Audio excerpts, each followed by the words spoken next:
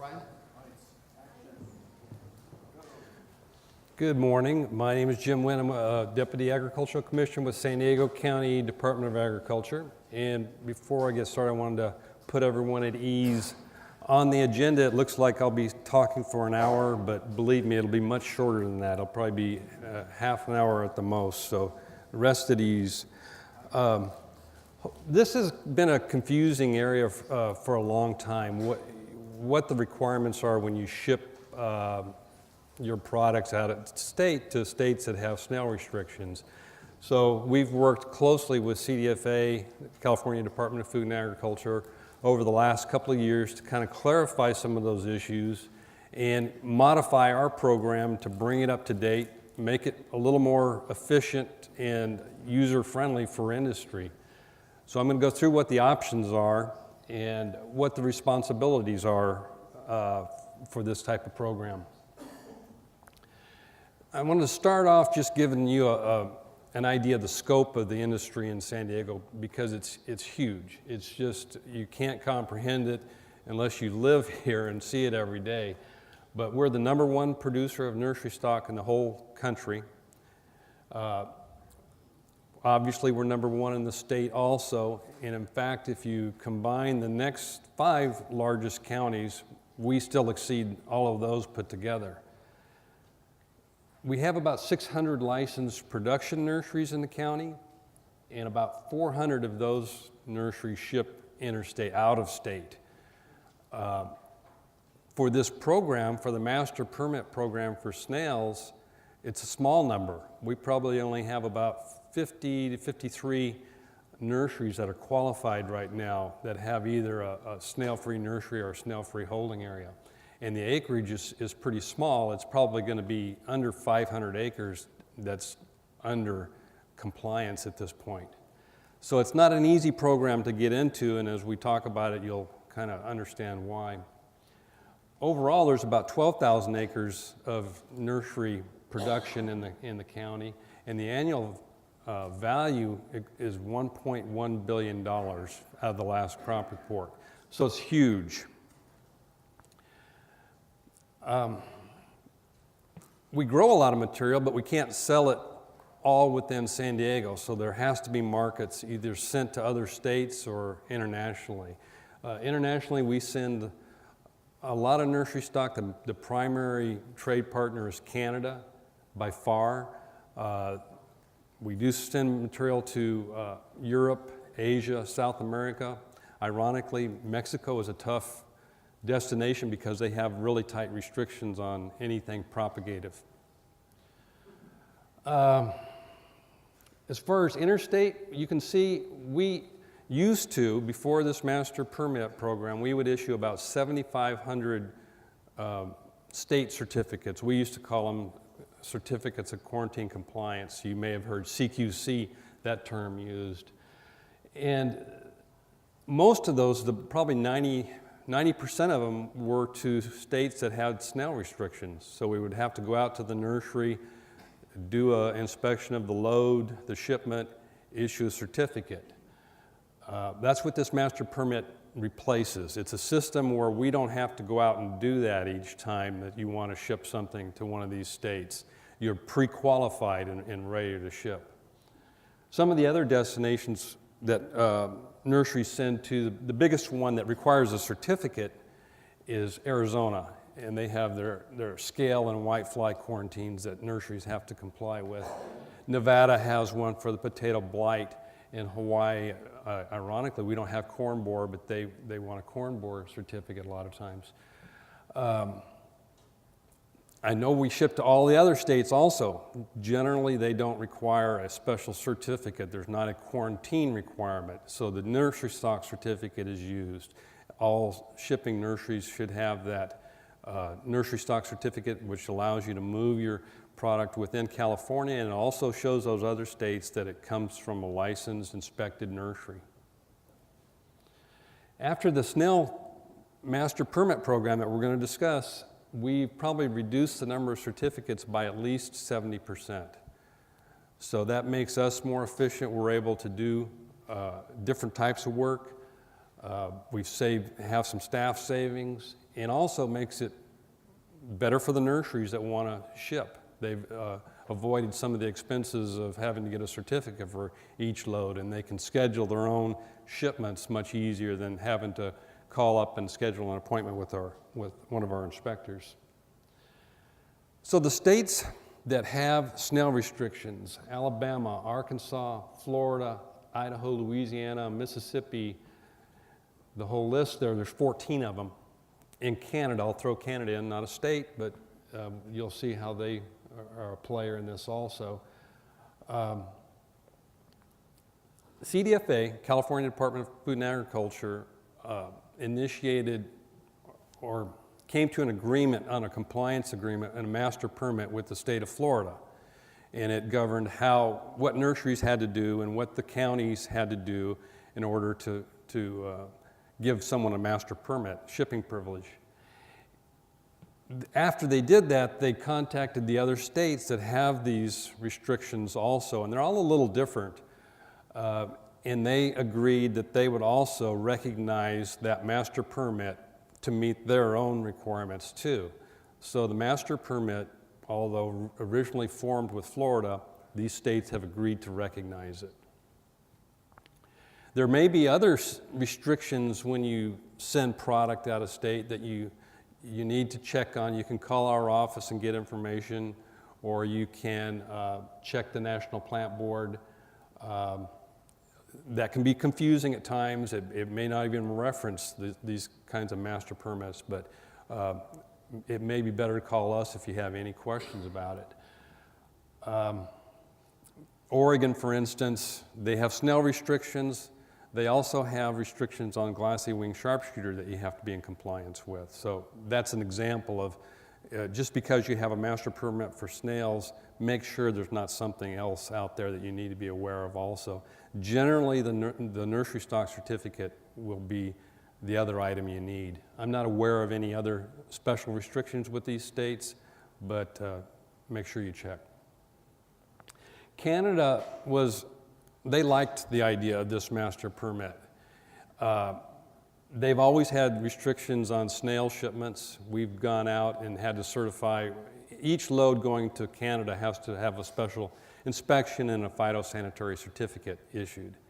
They liked the concept of this master permit so much that they made it a requirement that anybody shipping to Canada in nursery stock had to be participating in this program. Unless it's bare root. There are some exemptions. One exemption for Canada would be bare root nursery stock. So I'm going to explain what used to happen. And if you have a nursery or remember what the old rules were, I'm just going to quickly review those, and then we'll contrast that with what the new changes are. So prior to last summer is when we implemented this new program. We had anybody that wanted to ship to any of those states with snail restrictions had to be under compliance, the same compliance agreement as the master permit. We did 2 annual inspections during that time. We charged our time for each of those. Those 2 were dedicated to the snail inspection, and then we did an additional annual nursery inspection. There was no charge for that. When you wanted to ship, you had to call our office, and we would send an inspector out to inspect that particular load and issue a certificate and also witness a treatment. And we probably issued around 6,500 certificates annually like that. So we wanted to become more efficient. We heard of other counties that have different procedures, and that's not unusual around the state. People interpret these rules and regulations differently. So like I said, we worked closely with CDFA to redesign our program a little bit. And we did a pilot program probably starting in the summer of 2011, and then fully implemented these changes in 2012 summer.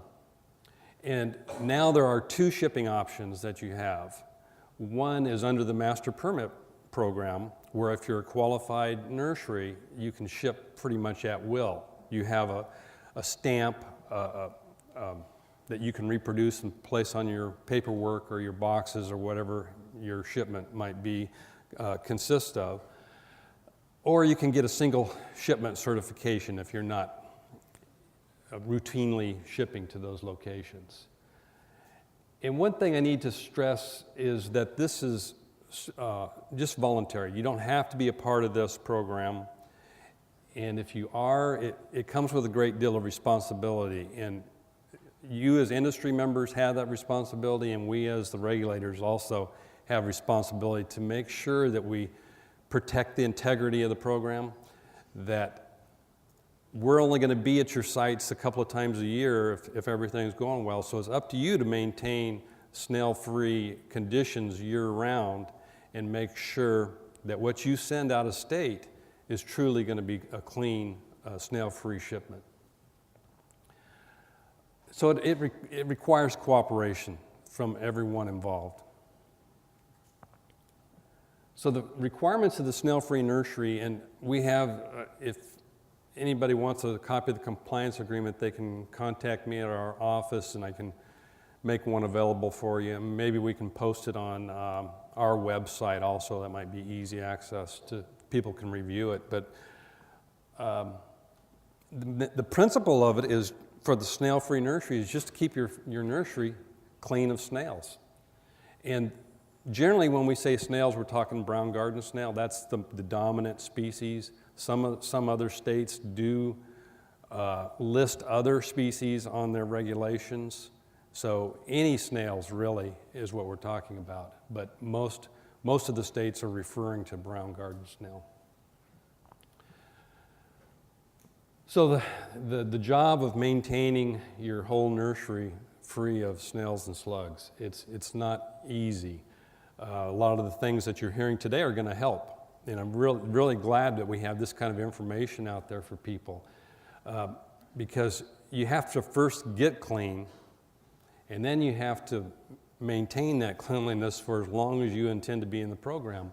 And you have to have a mentality, a mindset that you're going to have perform active prevention. And it involves some of the things that have already been mentioned here today: scouting, regular treatments, maybe if resistance is an issue, where you rotate chemicals, inspecting incoming plants so you don't bring something from another nursery that might have snails and then release it into your own growing areas. Maintaining weed control in rubbish, boards and old tarps and that kind of thing can create habitat for snails. That's probably one of the main things that we ask people to clean up. It's kind of obvious things, because snails can get under that kind of rubbish and flourish in that type of situation. Maintain a perimeter control. Nice to have a buffer zone. If you're in a greenhouse, plug up the holes so there's no entryway for the snails. A lot of obvious things, but I think I've already heard some things this morning that didn't occur to me before. So stay on top of what new materials and products are available. I never heard of the cloth that had copper impregnated in it. That was a new one for me. You'll be required to keep records of your treatment. If you use pesticides, you have to do that anyway. You have to keep records of your treatments and submit monthly pest use reports. Your employees should be trained to know what's going on. So if they spot something, they're the ones that are going to be out there doing the work and in the field constantly. So if they're able to find a problem quickly, alert a supervisor, then you can address that issue before it becomes uncontrollable. So for the other option, if your nursery's really large, or you don't want to have your whole nursery be under compliance because it's going to be expensive, there's going to be a lot of labor, a lot of chemical involved, there's the other option within the master permit program is a snail-free holding area. In that, where you would designate a specific area. It could be a greenhouse or an area where you can hold plants for at least 30 days. The principles are pretty much the same as a snail-free nursery. You have to keep all that product snail-free.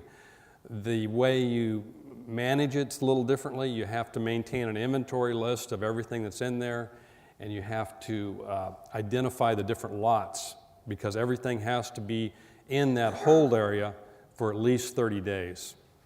So there has to be a way so your people don't, your crews don't load the wrong plants. Make sure that everything's identified properly. And like I said, it has to be in there for 30 days, and you have to have your treatment records of everything that you've used during that period also. So once you qualify on one of these two areas for the master permit, either the whole nursery is under snail-free, or you have a hold area, you would be issued a master permit. And it's just a paper saying that your facility has been found to be snail-free and is signed by the commissioner. You can reproduce that. It's required when you ship to one of these states with snail restrictions to include that with your paperwork. Most people reproduce a stamp and put that on the invoices or packing boxes or whatever they may have. Enforcement. What happens when things don't go well? If we find snails during our 2 annual inspections, we'll have to put that area on hold for a minimum of 30 days. So we'll try to delimit and see what the area of infestation is, work with the growers, put that material on hold for 30 days. The rest of the nursery could continue to ship under the master permit, but not the plants in that area. We'd have to do a follow-up investigation to see, how did this happen? What changes are being made so it doesn't happen again? All of this time is charged for, and I'll go through the charges here in a little bit. If snails are found at destination, it's a little hairier. It's a little more uncomfortable, and it's out of our control at that point. We've had a good track record, a very good track record of no rejections. But there have been a couple, and they've been a couple that I'm aware of in Florida over the last 5 or 6 years, and a couple in Canada. In Florida, what they always want to know is, how did it happen? And what are you doing to prevent it? It's the same questions every time, and you have to come up with a response. In the past, we've worked with Jim Bethke with Extension, not on snail issues so much, but on some other pest issues, and they've been very helpful in going out to the sites and kind of being a sleuth to determine what the issues are and why the infestation came about. But once we have that information, we've completed our investigation, we contact CDFA and tell them we ask that the nursery be reinstated. And then it's up to Florida. If they accept the explanation and the new measures of prevention, then they can reinstate. It can take quite a while though, so it's something you want to avoid. If it's Canada, it's even more complicated, and it's going to be slower, and it's riskier because they can, on the first time, they're unlikely to suspend indefinitely, but they could have permanent suspensions if you had more than one interception in Canada. So I know some nurseries rely heavily on that market, and it's really, really critical that you inspect those loads and make sure your nursery or hold areas are snail-free.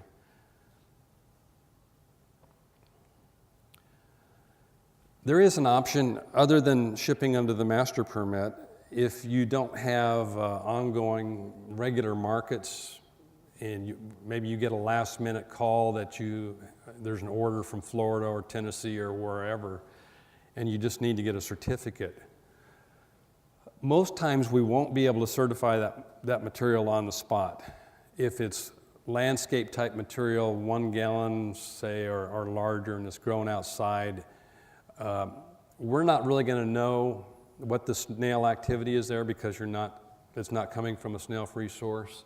So we're going to probably require that it be held for at least 30 days in kind of a hold area similar to what we described for the master permit, where you isolate it, put a buffer zone around it, inspect everything that goes into that hold area, and perform regular treatments during that 30-day period. And then at the end of the 30 days, we would come back and do an inspection and issue a single shipment state certificate. Some cases, we may be able to do an on-the-spot, same-day type of certification, and that would be very low risk. If it's inside a greenhouse, bench grown, and it's plug-sized material or 4-inch possibly, and we can do a really thorough inspection, there's no evidence of any snail activity, then we can probably do a same-day certificate in that situation. Last year, we also got a new compliance agreement for cut flowers and foliage, specific for that. What we've been talking about so far is just containerized nursery stock. We send a lot of cut flowers all over the country and all over the world, but Florida is the one state that had a restriction or requirement that the material be certified for snails. And so you can't really certify production areas where cut flowers are grown as being snail-free. It's virtually impossible. So they came up with a modified compliance agreement that the focus is on the shipping and packing area. So these shippers have to inspect everything that comes into their facility, treat any landscaped areas outside the facility they have on a regular basis, and especially inspect anything that they're sending to Florida to make sure that there's no snails on there. We used to issue about 2,500 certificates annually to people like this, to shippers like this, and now we're down to probably just a couple of hundred a year. This has been, it does require quarterly inspections by our department, but it's been a great savings for that segment of the industry. So what are the economics of all of this? And that's kind of the bottom line that people need to be aware of. So the cost of the master permit, there's going to be 2 annual inspections required. However, we coupled one of those required inspections with our normal annual nursery inspection. And there's no charge for that first one unless we find a snail problem. If we find a snail problem, then we have to commence an investigation, put plants on hold, do all those things necessary to maintain the permit. So that time would be charged, and that would be $67 per hour. We would do one additional of the 2 required inspections would be geared towards snails only. And all the time involved with that inspection is charged at $67 an hour. So the cleaner the nursery is, the better your record keeping is. You know, the weed control is up, there's no rubbish. The quicker we can get in there and out of there, and saves us time, saves you money. The other fee involved is the annual CDFA master permit fee, and it's something new. If you have a nursery, you know about it from last year. The first payments were due in January of this year. So for each operation, it's not only nurseries, but a lot of citrus packers and deciduous fruit packers. There's different types of master permits, and each one has an annual fee of $125. So that is another fee that's involved in the master permit program. For single shipment certification, if we're able to, because it's low risk, it's greenhouse grown on a bench, small size, it would just be the $35 certificate fee and a treatment verification to put on the certificate that is $67 an hour, half-hour minimum. Usually that can be done within that half an hour. If the shipment requires a 30-day hold, it's those fees plus whatever the original setup time was, where we go out and when you initially set up a hold area. So all of our time involved with that would be charged also. So are there any questions? You have questions now, or I'll be back at the back table. Also, I don't know if I introduced Ryan Wan, but he's back there to answer any questions about pesticide-related issues also. So are there any questions about shipping to, yeah, Jim, you primarily talked about snails and the brown garden snail. right. Are slugs as much a concern as well, or is it just the snails that you guys are concerned about? Well, from a regulatory perspective, it's what's in the regulation. In the snails and slugs, there's a general standard of cleanliness whenever you send something to any state or any shipment within the state. It has to be below an economic threshold. But a lot of the regulations specify exactly what species they're talking about. And generally, it's the brown garden snail. You'd have to review each state's actual regulation. And on the compliance agreement, it's for Helix aspersa, although the name's changed, I guess, now to, yeah, I can't even say what it is now, but it also lists the other species that other states are concerned with. So it really, if we see something unusual during our inspections, we're going to take it in and see if there's something of concern that should be addressed on your master permit. Other than that, the focus has been on brown garden snails. What size buffer zone would be required for a shade house? What size buffer zone is required for a shade house? Oh, generally, and that's a good question, because on the compliance agreement that is a part of this master permit program, there's an attachment called Grower's Guide to Snail-Free Operations, and it's actually incorporated into this, so you have to kind of follow what you're reading in that guide. And in that guide, the buffer zone is recommended to be 15 feet minimum. Yeah.